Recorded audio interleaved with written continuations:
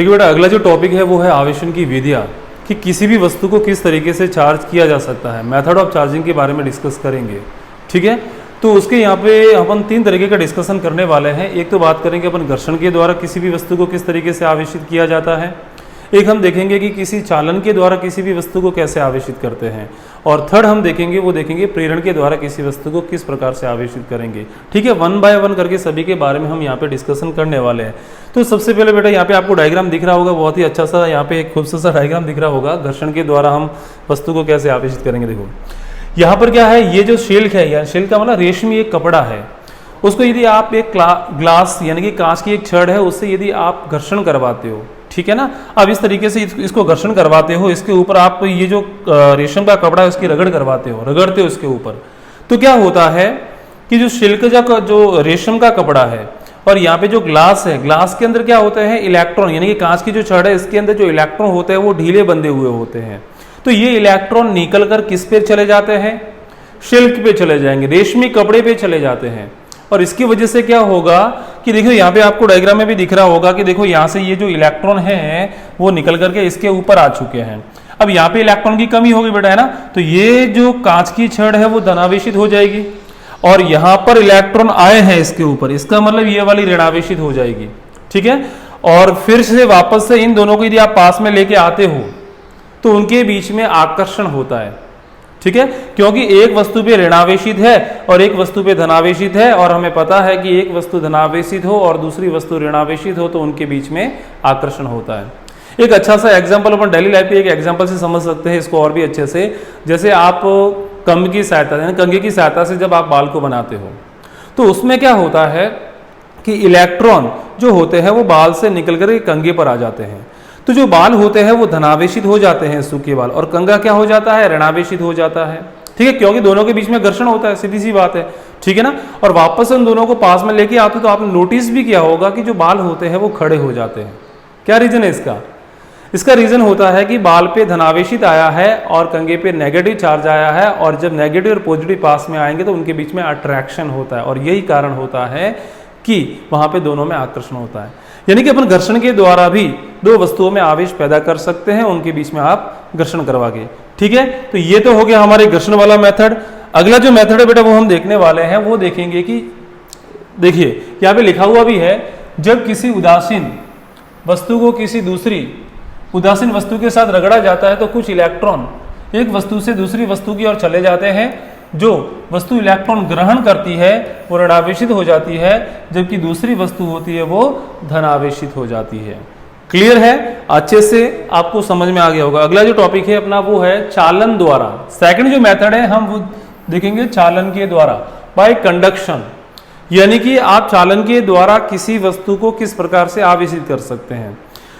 जैसे for example पे यहाँ पे एक स्फीयर दे रखा है, ये गोला दिया हुआ है बेटा आपको, यहाँ पे एक, इस गोले के ऊपर कोई आवेश नहीं है, इस गोले के ऊपर कोई आवेश नहीं है, इसको आपको आवेशित करना है। तो इसको आवेशित करने के लिए आपको एक दूसरी वस्तु लेके आनी पड़ेगी। जैसे ये मैं छड़ लेके आ रहा हूँ, है ना, ये आपके पास में छड़ है जो कैसी है, ऋण आवेशित है। ये आपको एक छड़ लेके आनी पड़ेगी जो कि कैसी है, ऋण आवेशित है, ठीक है। ऐसी छड़ लेके आओ। ऋणावेशित छड़ को जब इसके पास में लेके आते हैं और इसको आप टच करवाते हो, दोनों को आपने टच करवाया, टच करवाने की वजह से क्या होगा कि ये जो इलेक्ट्रॉन होते हैं, यहाँ पे इलेक्ट्रॉन ज्यादा है और यहाँ पे इलेक्ट्रॉन की कमी है। अरे यहाँ पे बेटा क्या है, इलेक्ट्रॉन की कमी, और यहाँ पे इलेक्ट्रॉन की क्या है, अधिकता है। यहाँ पे इलेक्ट्रॉन ज्यादा है। अब जहां इलेक्ट्रॉन ज्यादा होंगे तो इलेक्ट्रॉन यहाँ से निकल के इस बॉडी पे ट्रांसफर होते रहेंगे, और यह इलेक्ट्रॉनों का ट्रांसफर तब तक होता रहेगा जब तक कि दोनों का विभव बराबर ना हो जाए, ठीक है। देखो यहां से इलेक्ट्रॉन निकल के इस बॉडी पे आ चुके, देखो ये नेगेटिव चार्ज हो चुकी है, ठीक है। इस पर देखो नेगेटिव आवेश पहले कितना था, बहुत ज्यादा था, है ना, 1 2 3 4 5 6 था यहाँ पे। अब इस पर 3 है और इस पर भी 3 है, ठीक है ना। आवेश क्या हो गया, यहाँ से इस पे ट्रांसफर हो चुका है। तो सिंपल सा तरीका है कि किसी भी वस्तु को आवेशित करना है जो एक उदासीन है, तो उसके पास में आप एक दूसरी ऐसी वस्तु लेके आइए जो पहले से आवेशित हो, दोनों को आप टच करवा दो, या फिर आप दोनों को एक चालक तार की सहायता से भी जोड़ सकते हैं। तो इससे करने से क्या होगा कि इलेक्ट्रॉन जो होंगे वो एक वस्तु से दूसरी वस्तु पे ट्रांसफर होंगे। क्लियर है, जब तक कि दोनों वस्तुओं का विभव बराबर नहीं हो जाता है। ठीक है, क्योंकि जब विभव बराबर हो जाएगा तो इलेक्ट्रॉनों का ट्रांसफर रुक जाता है। अब बात आती है कि सही इलेक्ट्रॉनों का ट्रांसफर होता क्यों है? क्योंकि इलेक्ट्रॉनों का ट्रांसफर हमेशा निम्न विभव से उच्च विभव की ओर होता है। अब यहां पर मैं कह सकता हूं कि इसका जो विभव होगा बेटा, अरे यहां पे कोई भी आवेश नहीं है, इसका मतलब इसका विभव कितना है बेटा? 0 है। इस पर नेगेटिव चार्ज है, मतलब इसका जो विभव है वो माइनस में है। अरे वस्तु धनावेशित होती है तो उसके ऊपर पॉजिटिव विभव होता है। अब यहां पर विभव कम है और यहां पे विभव ज्यादा है। अरे नेगेटिव है तो डेफिनेटली 0 से कम होगा, मतलब ये विभव कम है। अरे इसका विभव क्या है बेटा? कम है, और इसका विभव क्या है? ज्यादा है। और आपको पता होना चाहिए कि इलेक्ट्रॉनों का ट्रांसफर हमेशा कम विभव से उच्च विभव की ओर होता है। यदि धनावेशों का प्रभाव पूछा जाए तो उच्च विभव से निम्न विभव की ओर होता है। क्लियर है?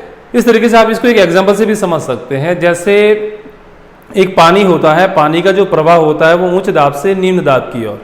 क्लियर है? जब तक ये प्रवाह तब तक होता रहता है जब तक कि दोनों का विभव बराबर ना हो जाए। जैसे फॉर एग्जांपल के लिए एक आपके पास में टैंक है, ये आपके पास में एक टैंक है, ठीक है, ये आपके पास में एक टैंक है और इस टैंक के अंदर आपने यहाँ पे पानी भरा हुआ है, वाटर भरा हुआ है, ठीक है, इस तरीके से पानी भरा हुआ है और यहाँ पे आपने एक होल करके रखा हुआ है, यहाँ पे आपने एक होल कर दिया, ठीक है, यहाँ पे आपने एक होल कर दिया। देखो बेटा जैसे ये 1 मिनट है ना, हाँ, इस तरीके से एक टैंक खाली है और एक टैंक भरा हुआ है, मतलब इसका जो दाब है यहाँ पे यदि आपको पूछा जाए कि दाब क्या है? ज़्यादा है। दाब क्या है? ज़्यादा है, क्योंकि इसके ऊपर क्या है? पानी है। पानी क्या करेगा? इस पॉइंट पे प्रेशर डालेगा, ठीक है, एक दाब डालेगा। और यदि मैं यहाँ पे एक होल कर देता हूँ तो जो पानी है वो इससे इसमें जाता रहेगा, क्योंकि यहाँ पे प्रेशर क्या है? कम है। और ये पानी तब तक चलता रहेगा जब तक कि दोनों का प्रेशर बराबर न हो जाता। तो लास्ट में देखोगे एक ऐसी कंडीशन बेटा निकल के आएगी कि दोनों में जो पानी का लेवल है वो बराबर हो जाता है। यानी कि जब दोनों का प्रेशर बराबर हो जाता है उस कंडीशन में यहाँ पे पानी का प्रवाह स्वतः ही रुक जाता है।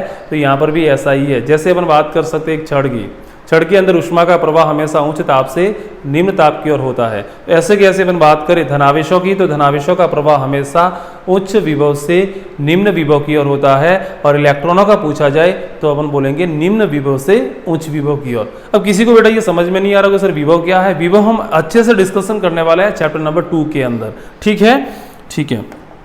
अब देखिए बेटा मैंने आपको यहाँ पे एक चीज़ बताई थी कि यहाँ पे जो इलेक्ट्रॉन होता है वो कम विभव से ज़्यादा विभव की ओर। जैसे मैंने मान लिया कि इसका जो विभव है, मैंने मान लिया कि इसका विभव -40 है और इसका विभव 0 है। तो बेटा क्या होगा? इसका एक का -40 है, इसका 0 है, इलेक्ट्रॉन यहाँ पे ट्रांसफर होता रहेगा, यानी कि इसका विभव -30 हो जाएगा। इलेक्ट्रॉन जब इस पर आएगा नेगेटिव चार्ज तो इसका -10 हो जाएगा। फिर इलेक्ट्रॉन और ट्रांसफर हुआ, यहाँ पे और विभव आपका यहाँ पे घट गया और यहाँ पे कितना हो गया? -10 हो चुका है, ठीक है ना, -20 हो गया, सॉरी, ठीक है ना, यहाँ पे बेटा -20 हो गया। ये है, मैंने मान लिया ये -20 है, ठीक है, -20 हो गया। इस कंडीशन में दोनों का विभव बराबर हो जाएगा और यहाँ पे इलेक्ट्रॉनों का प्रवाह स्वतः ही रुक जाएगा, ठीक है। तो इस तरीके से किसी भी चालन मेथड के द्वारा वस्तुओं को आवेशित कर सकते हैं, ठीक है। अगला जो मेथड हम डिस्कशन करने वाले हैं बेटा वो डिस्कशन करेंगे थर्ड मेथड। थर्ड है प्रेरण के द्वारा, बाय इंडक्शन। प्रेरण के द्वारा किसी भी वस्तु को कैसे आवेशित करते हैं इसको डिस्कस करेंगे। देखिए इसके लिए बेटा आपको सबसे पहले क्या करना पड़ेगा, जैसे फॉर एग्जांपल के लिए आपके पास में ये उदासीन वस्तु है, ये फॉर एग्जांपल अपने पास में एक उदासीन वस्तु है, न्यूट्रल बॉडी है कोई भी, है ना, उदासीन वस्तु है, इसके ऊपर आपको आवेश लाना है। तो आवेश लाने के लिए आपको क्या करना पड़ेगा, एक आवेशित वस्तु लेके आनी पड़ेगी पास में। एक आवेशित वस्तु जो पहले से आवेशित हो उसको लेके आएंगे, ठीक है। चालन मेथड के अंदर भी यही अपन कर रहे थे, वहां पे भी उदासीन वस्तु को आवेशित करने के लिए पास में एक ऐसी वस्तु लेके आ रहे थे जो पहले से आवेशित थे।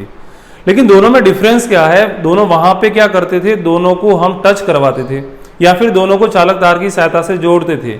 लेकिन यहां पर आपको जोड़ना नहीं है, सिर्फ आपको यहाँ पे छड़ को पास में ला करके रखना है, ठीक है। जब पास में ला करके रखेंगे तो क्या होगा, प्रेरण के द्वारा, ठीक है, इस प्रेरण के द्वारा इस बॉडी के अंदर ये नेगेटिव चार्ज क्या करेगा, इसके अंदर जितने भी प्रोटॉन्स होंगे, ठीक है ना, प्लस आवेश होगा, उसको अपनी ओर आकर्षित करेगा, ऐसे आकर्षित करेगा। इधर वाले भी जो प्रोटॉन है, इधर वाले प्रोटॉन है वो तो इधर रहेंगे रहेंगे, लेकिन इधर वाले जो प्रोटॉन है उसको भी अपनी ओर खींचेगा, तो इस बॉडी पर कुल मिलाकर के पॉजिटिव चार्ज आएगा। जब ये वाले प्रोटॉन यहां से निकलकर जब इधर आए हैं तो यहां पे नेगेटिव चार्ज छोड़ के जाएगा, ठीक है, यानी कि यहां पर इस वाली सतह पर आ जाएगा पॉजिटिव चार्ज और इस वाली सतह पर आ जाएगा नेगेटिव चार्ज। क्लियर है? ठीक है। उसके बाद में हम क्या करेंगे, अब पूछा जाए कि क्या यह वस्तु आवेशित हुई है क्या। यदि आपसे सवाल यही पूछा जाए कि यह वस्तु आवेशित हुई है या नहीं हुई है, तो अपन बोलेंगे अभी भी यह वस्तु आवेशित नहीं हुई है। क्यों? क्योंकि जब अपन टोटल आवेश की बात करेंगे, टोटल आवेश कितना होगा, अरे जितना प्लस का होगा उतना माइनस का भी होगा, इसलिए कुल आवेश की बात करें तो जीरो होगा, यानी कि अभी भी वस्तु कैसी है, उदासीन है। अब इस वस्तु को आवेशित करना है तो हम क्या करते हैं, ऐसा कर लेते हैं कि इस वाले भाग को, ये वाला जो भाग होता है इसको आप भू संपर्कित कर दो। जैसे मैंने यहाँ पे इसको भू संपर्कित करके रखा हुआ है, देखो बेटा, है ना। इसको भू संपर्कित करने से क्या होगा कि ये वाला जो नेगेटिव चार्ज है वो पृथ्वी के अंदर चला जाएगा, क्योंकि पृथ्वी होती है उसकी धारिता अनंत होती है, उसका विभव 0 होता है, वो अच्छा आवेशों को ग्रहण करती है ना। जितना भी आवेश दे दिया जाओ, पृथ्वी कभी भी मना नहीं करेगी कि आप जैसे ही आप तार से जोड़ोगे वो सारा का सारा है वो पृथ्वी में चला जाता है। यानी कि यहाँ पर अपन करते हैं भू संपर्कित, इस वाली सतह को हमने किया है भू संपर्कित, ठीक है। भू संपर्कित करने से क्या होगा, ये वाला नेगेटिव चला गया पृथ्वी के अंदर और यहाँ पर केवल कौन सा चार्ज बचेगा, पॉजिटिव चार्ज। ये पॉजिटिव जो चार्ज है बेटा वो यहाँ पर तब तक मौजूद रहेगा जब तक कि आपने जो वस्तु यहाँ पे लेके आए हो वो यहाँ पर रहेगी।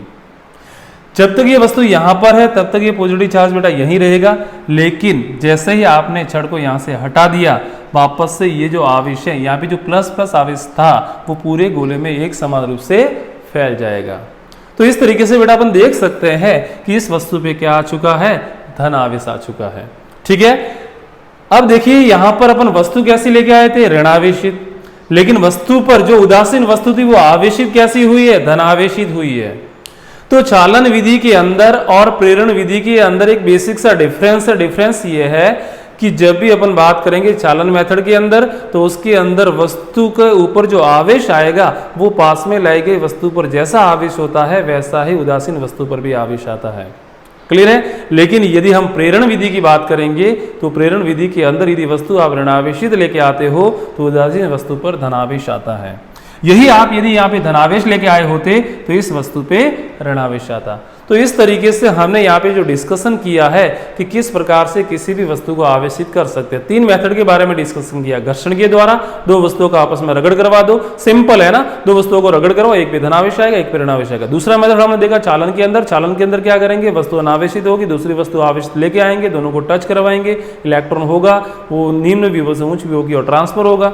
अब धनावेशित भी लेके आ सकते थे तो वहां पे उच्च विभव से निम्न विभव की ओर धनावेशों का प्रवाह होता, ठीक है। ये प्रवाह तब तक होता रहेगा जब तक कि दोनों का विभव बराबर न हो जाता है। जब विभव दोनों का बराबर हो जाएगा उस कंडीशन में आवेशों का प्रवाह रुक जाता है और वस्तु को हम दोनों को अलग कर लेते हैं। तो एक वस्तु होती है जो उदासीन वस्तु थी वो भी आवेशित हो जाती है।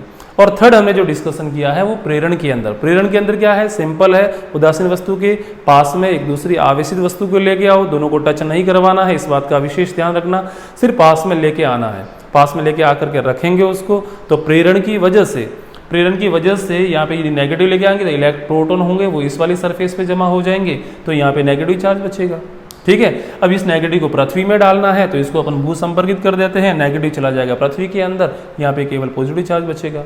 इस पॉजिटिव चार्ज यहाँ पे तब तक रहेगा जब तक ये छड़ है, छड़ को यहाँ से हटा दो, पूरे गोले में एक समान रूप से धनावेश फैल जाता है। तो यहाँ पर हमने 3 टाइप का डिस्कशन किया है। तो बच्चों आज के लिए इतना ही, फिर मिलेंगे नेक्स्ट वीडियो के अंदर। एक इंपॉर्टेंट टॉपिक मैं लेके आऊँगा और वो है आवेशों के गुणधर्म। आवेशों की कौन कौन सी प्रॉपर्टीज है उनके बारे में डिस्कशन करने वाले हैं।